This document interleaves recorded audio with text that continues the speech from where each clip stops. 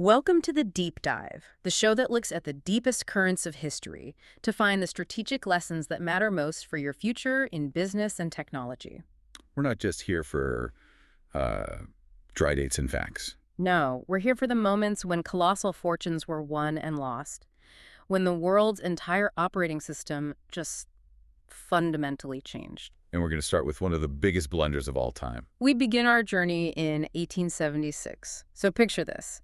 The Western Union Telegraph Company is the absolute king of communications. They're like the Google and Amazon of their day, all rolled into one. Exactly. Their stock is gold, their wires are everywhere, and into their New York headquarters, this letter arrives from a young inventor, Alexander Graham Bell. He's offering to sell the patent for his curious new device, something he calls the telephone. And the asking price. A measly $100,000.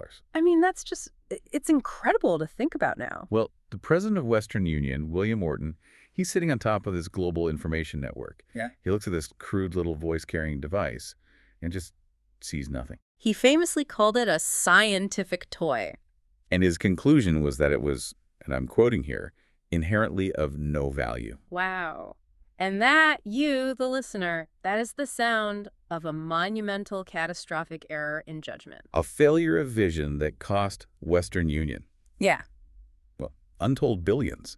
It's the perfect illustration of a strategic blind spot. Because if you fast forward just a couple of decades, Bell's little toy had launched an entire industry. Telephone lines were crisscrossing the country, and Western Union's whole business model started to look slow, clunky, and, well, increasingly irrelevant. The mightiest incumbents, the ones with the deepest pockets, they can be caught completely flat-footed by a technology they just deem unworthy. And that is the foundational lesson for today.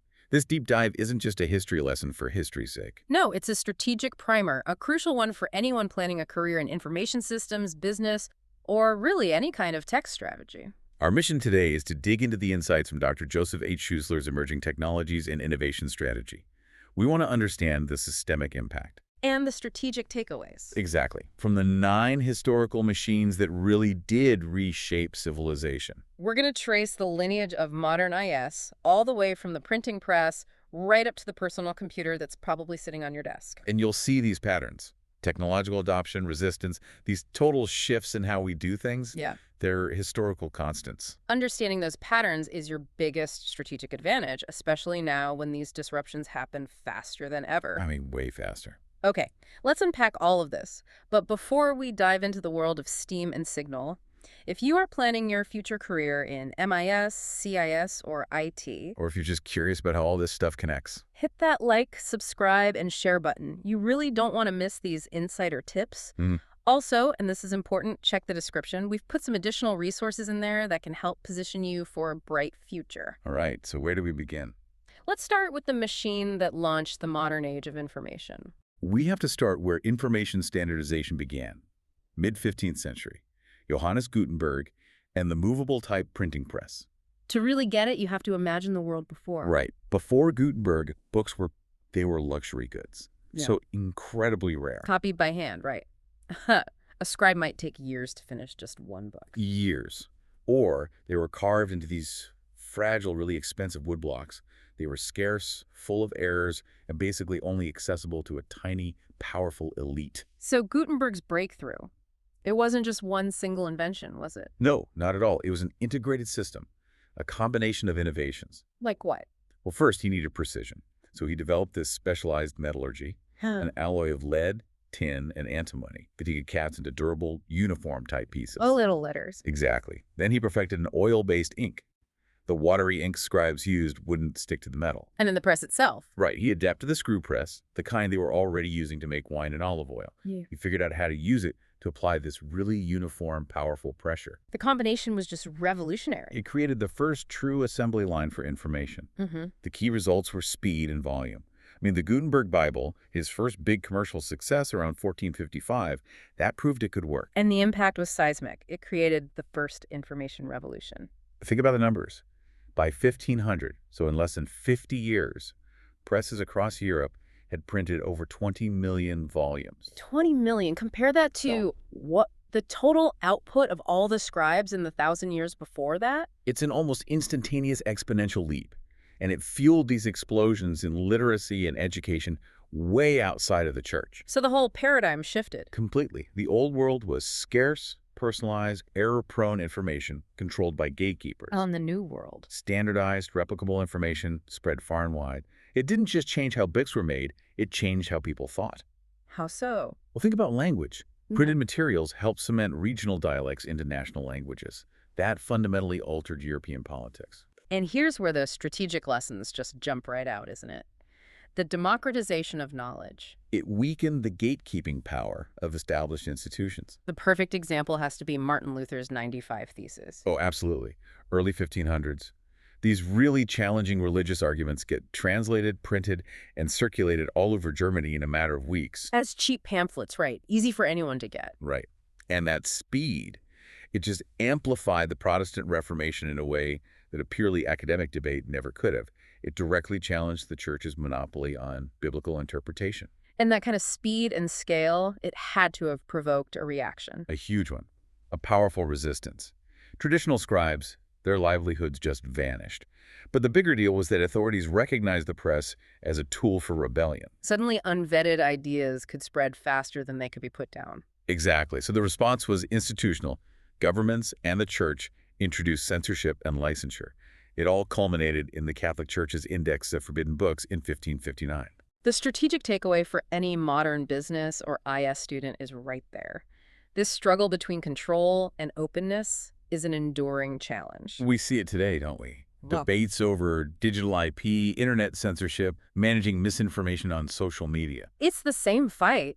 The printing press proved that once you make information faster and cheaper to share, that genie is, well, it's out of the bottle. And the upheaval that follows is pretty much inevitable. So if we jump forward a few centuries, the need for communication speed just kept growing. Commerce, empires, transportation.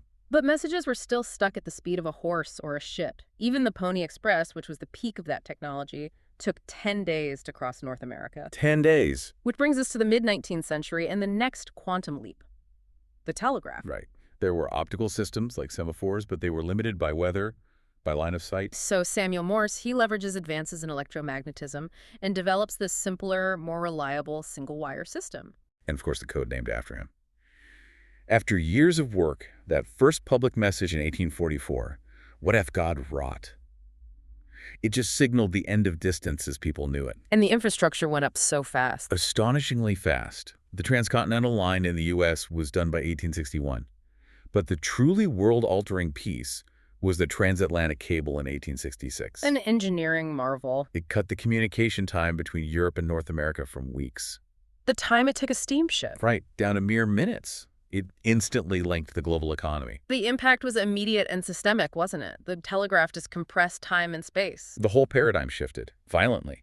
You go from communication at the speed of transportation to communication at the speed of light. Real-time communication over vast distances for the very first time. And this wasn't just theoretical. It immediately reshaped finance. By 1866, global commodity prices could be synchronized. That laid the groundwork for modern financial markets. And railroads, right. They used it for safety and efficiency.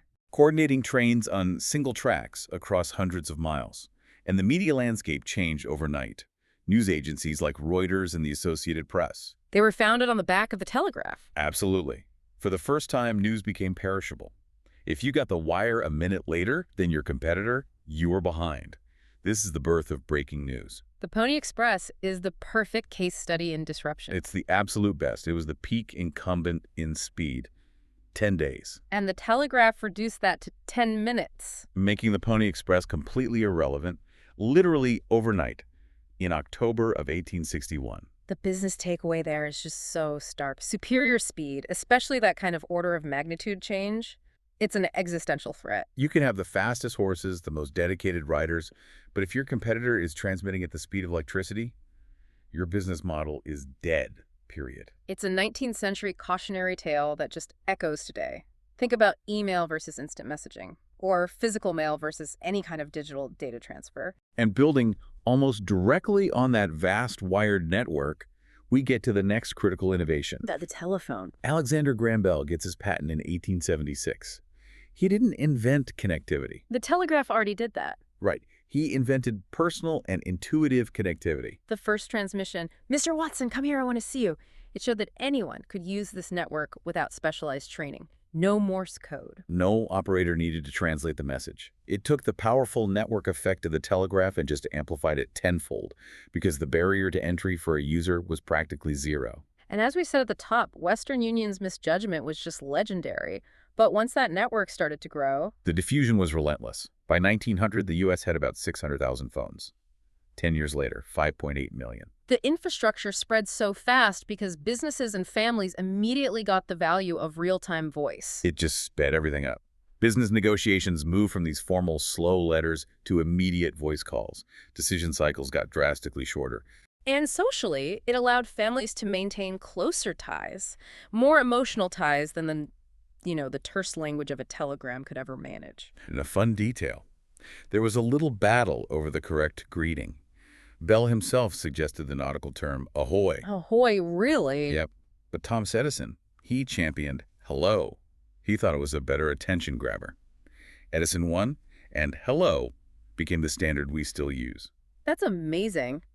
From an information systems perspective, the telephone network was a huge landmark, wasn't it? One of the first large-scale, truly user-driven information infrastructures.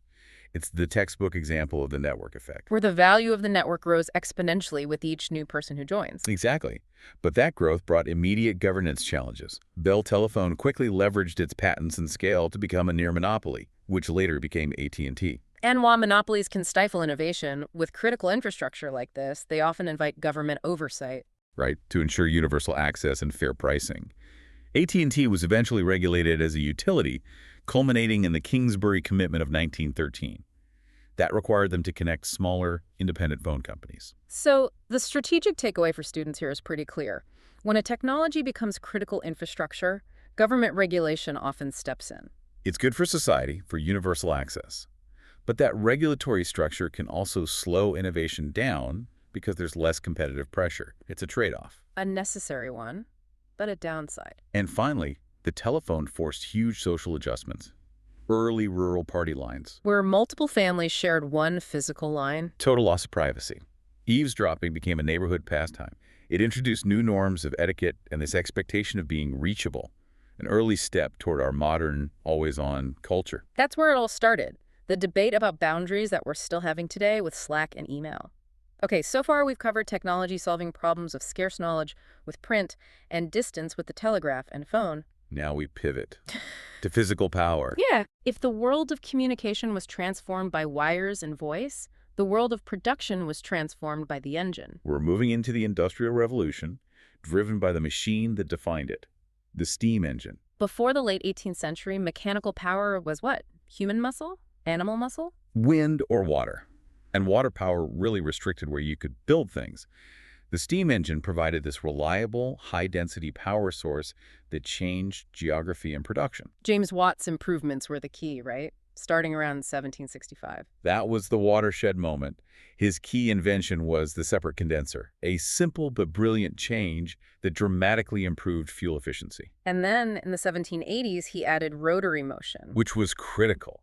That meant the engine could turn wheels, drive machinery in a factory, not just pump water out of a mine. So the steam engine became what's known as a general purpose technology, or GPT. Exactly. It provided reliable, portable mechanical power. It freed factories from being located right next to a river. Which enabled mass production anywhere you could get coal. And it powered the railways and steamships, linking regional markets, shrinking distances on a physical level, just like the telegraph did for information. This shift drove a profound economic and social upheaval. Mass urbanization. People flocked from farms to cities to work in factories. It fueled the growth of new industries like coal and steel. The whole paradigm shifted from local, artisan production to centralized industrial scale and speed. And it even forced us to restructure something as fundamental as time itself. I love this part. Before railroads, every town just had its own local time. But with trains crisscrossing the country, you had to have synchronized schedules. It was a matter of life and death and commerce. Right. And that necessity led directly to the standardization of time zones in the 1880s. It just shows how a tech shift forces society to adopt new non-tech standards to support it. But as always, rapid progress creates resistance, which brings us to the Luddites. A mini case study, yes. These were highly skilled English textile artisans in the 1810s. Their craft, weaving complex fabrics, was suddenly being made redundant by mechanized, steam-powered looms. Their fear was existential. This new technology was devaluing their entire lifetime of skill. And they didn't just fear it passively. They organized and famously smashed the looms in protest. They were ultimately suppressed, but the business takeaway from the Luddite movement is it's timeless. It symbolizes this recurring, fundamental theme of resistance to automation. It teaches modern strategists that you can't just focus on the tech, you have to address the human dimension. We see this exact same anxiety today with generative AI and white-collar jobs. If you ignore the social fallout, if you don't provide retraining, you risk social upheaval. The struggle isn't new, just the tools have changed. Okay, shifting from centralized industrial power to centralized media power. Let's talk about radio. After Marconi laid the foundation with wireless telegraphy, the big leap was moving from Morse code to transmitting voice and music. That required the vacuum tube amplifier. And with that ability to amplify and broadcast, the first real commercial stations emerged. KDKA in Pittsburgh is a famous one, podcasting the 1920 presidential election results. And the adoption curve was just astonishing. A perfect S-curve, way faster than the telephone. In 1922, you have 60,000 radio households in the U.S. And by 1930. 12 million. 40% penetration in less than a decade. What drove that? Two things. The sets became more affordable, and the content was immediately compelling. News, music, sports, drama. Radio introduced the paradigm of mass media, the one-to-many broadcast model. And it achieved something unprecedented. It forged a shared, instantaneous national culture. Think about FDR's fireside chats. He could speak intimately to tens of millions of people at the same time, unifying the national mood during the Depression and World War II. Beyond politics, it homogenized culture, music, entertainment. It also created modern mass marketing. The soap opera. Literally named because soap companies sponsored the dramas to target the household audience. But because radio frequencies are a limited resource, you get immediate regulatory challenges. The airwaves couldn't be a free-for-all. This led to the U.S. Radio Act of 1927 and then the FCC in 1934, and set the precedent for managing public airwaves. Radio also taught us an early, powerful lesson about misinformation, didn't it? The famous War of the Worlds, broadcast in 1938. Orson Welles' realistic radio drama about a Martian invasion. It caused widespread panic. Because people tuned in late and missed the disclaimers. Right. It showed how much credibility the public placed in this new authoritative medium and how vulnerable it was to misuse. An early warning sign of the challenges we face today with viral digital misinformation.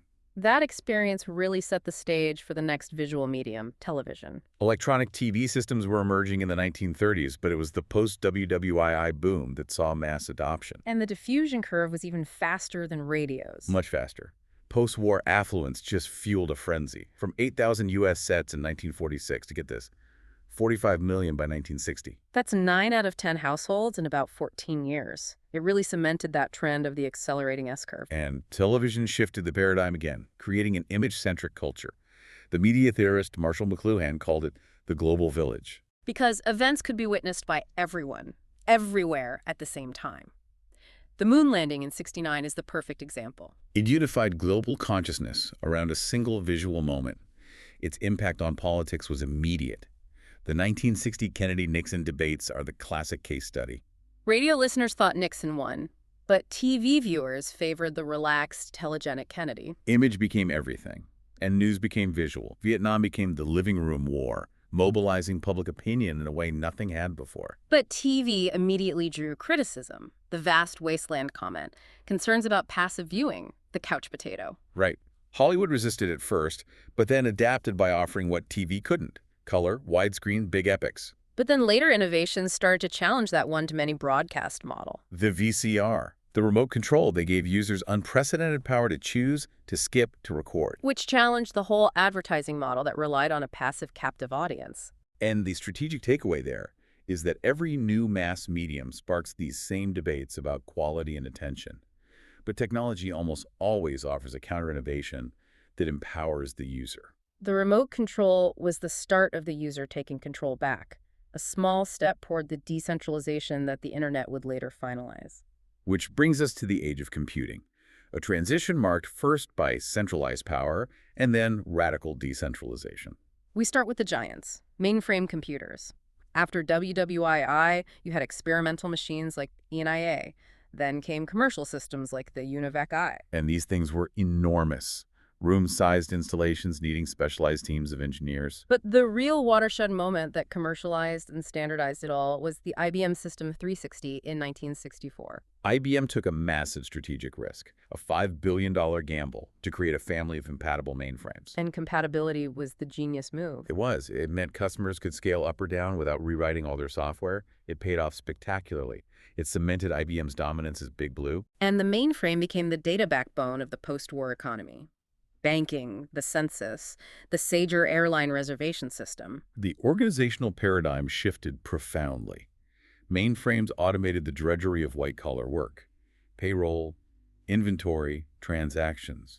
This gave rise to the entire field of management information systems, MIS, using digital data to make big organizational decisions. The shift was from paper and analog records to formalized digital data, but it met resistance. I can imagine. Seasoned clerks and managers who didn't trust the black box. They'd keep parallel manual ledgers just to check the computer's work, and it forced this huge workforce change, the birth of programmers, systems analysts. And as data got centralized, you saw the first societal concerns about privacy and power. The phrase, "the computer says no," it felt so final. This led to things like the Fair Information Practices in 1973, setting rules for how organizations should handle personal data, a debate we are definitely still having today. Mainframes were centralized giants, but their reign was about to be challenged by something tiny. The microprocessor, the true pervasive computing engine. The foundation was the integrated circuit, but it was the relentless shrinking of components, Moore's law, that made the computer on a chip a reality. The Intel 4004 in 1971. Developed by brilliant engineers like Fagan, Hoff, and Maser, and it was initially commissioned by a Japanese calculator company, BCCOM. The key insight is that the microprocessor itself wasn't a product. It was an enabling component. A catalyst. Because it was small and cheap, it spread everywhere, from calculators to hobbyist machines like the Altair 8800. It powered the first video games. The Atari VCS used the 6502 chip, and it got embedded in everything, cars, appliances. And this cheap, ubiquitous chip drove the key paradigm shift, the decentralization of computing power. Computing moved from this scarce, guarded mainframe resource that cost millions to a distributed resource available for just a few dollars. That's the definition of pervasive computing, putting digital controls into every corner of modern life. And here we get another monumental misjudgment from an incumbent. Oh, this one's a classic. Ken Olsen, founder of Digital Equipment Corporation, or DEC.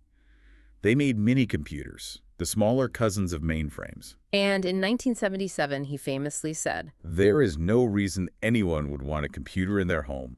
It's just legendary in business strategy for all the wrong reasons." DEC and the others were anchored in this belief that computers needed trained professionals and special rooms. They completely missed the consumer market. Because they couldn't imagine a non-professional user just wanting to play a game or manage a budget.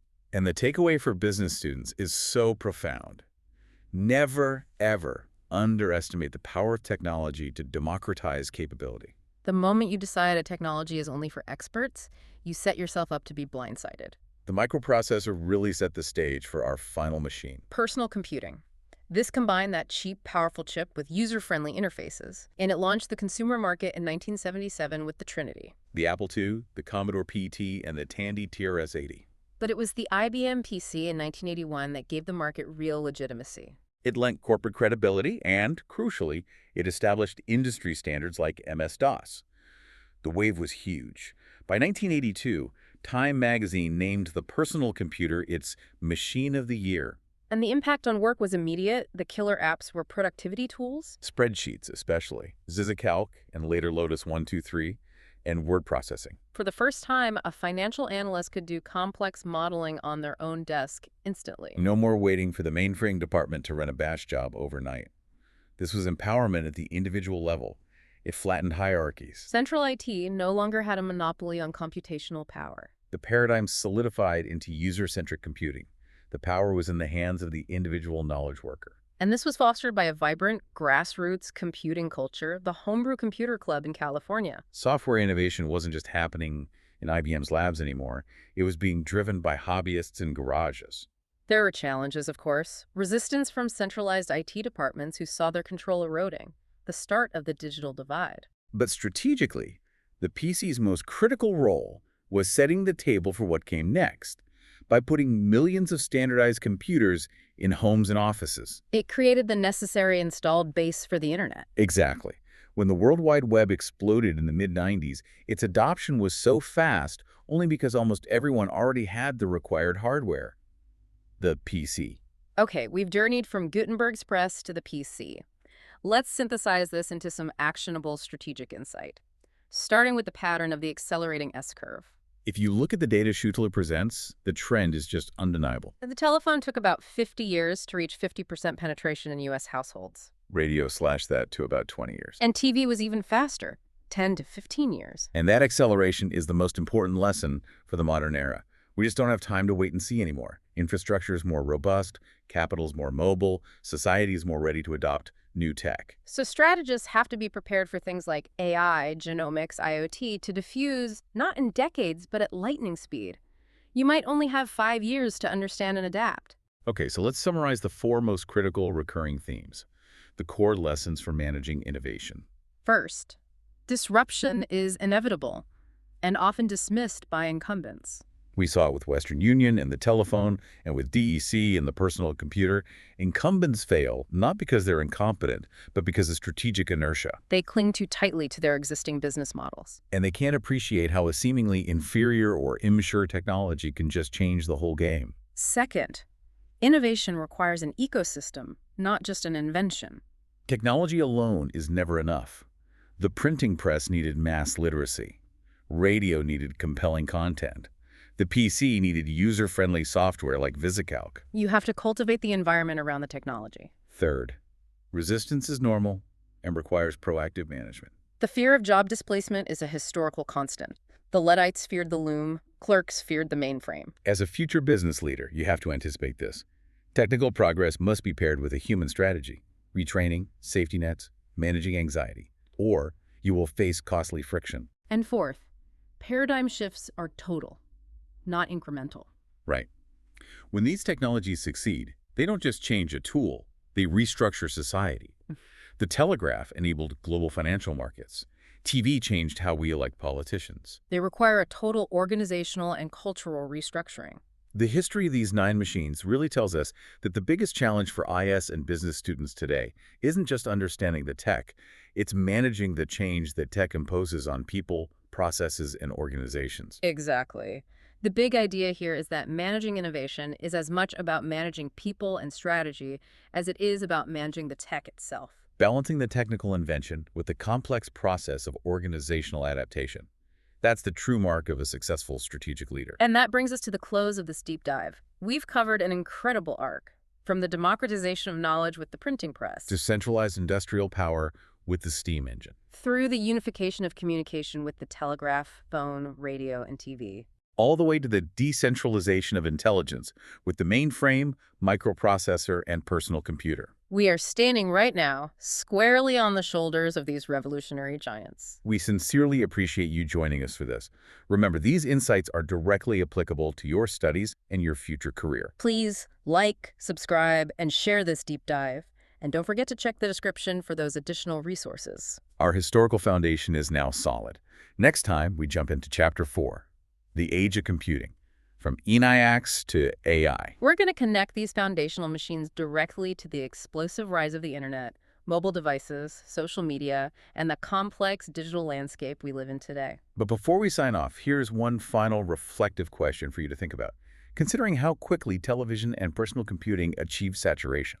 What emerging technology today do you believe is most likely to complete its S-curve and reach 50% of households in the next 5 years, and why? That's a wrap on this episode of The Deep Dive. Keep questioning, keep exploring, and remember, every disruption starts with curiosity. Until next time, stay ahead of the curve.